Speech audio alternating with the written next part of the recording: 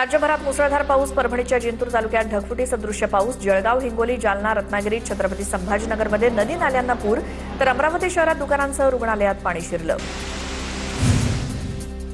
नाशिकच्या महापौर हिमगौरी अडके आणि उपमहापौर विलास शिंदेंनी शहरात पाणी साचलेल्या भागाची पाहणी केली. पावसामुळे शहरातील काही भागात पाणी तुंबल्याची घटना. पाण्याचा निचरा करण्यासाठी उपाययोजना करण्याच्या सूचना. जळगावच्या चाळीसगाव तालुक्यात जोरदार पाऊस. पावसानं शेतकऱ्यांना दिलासा. शेतीसाठी पोषक वातावरण निर्माण.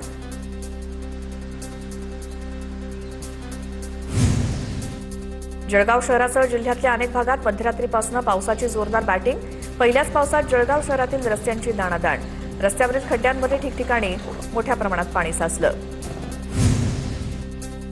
जळगावच्या अमळनेर, कळमसरे परिसरातील शेतात पावसाचं पाणी शिरल्यामुळे कापूस पिकांचं नुकसान. पुलाच्या चुकीच्या बांधकामामुळे नाल्याचं पाणी थेट शेतात शिरलं. शेतीला तलावाचं स्वरूप. अमरावतीत पावसाचा हाहाकार. इरविन चौक ते राजकमल रस्ता जलमय. उड्डाणपुलाखाली साचलं नदीसारखं पाणी. अमरावती जिल्हा परिषदेत पावसाचं पाणी शिरलं. पहिल्याच पावसात कार्यालयाला नदीचं स्वरूप. वीज पुरवठा खंडित, तर जिल्हा ग्रामीण विकास यंत्रणेचं साहित्य भिजलं. जळगावच्या रावेरमधील खिरवडमध्ये नदीला पूर. 2 गावांचा संपर्क तुटला, तर मुक्ताईनगर तालुक्यात आरटीओ बॅरेल जवळ भिंत कोसळल्यामुळे एका शेतमजुराचा मृत्यू.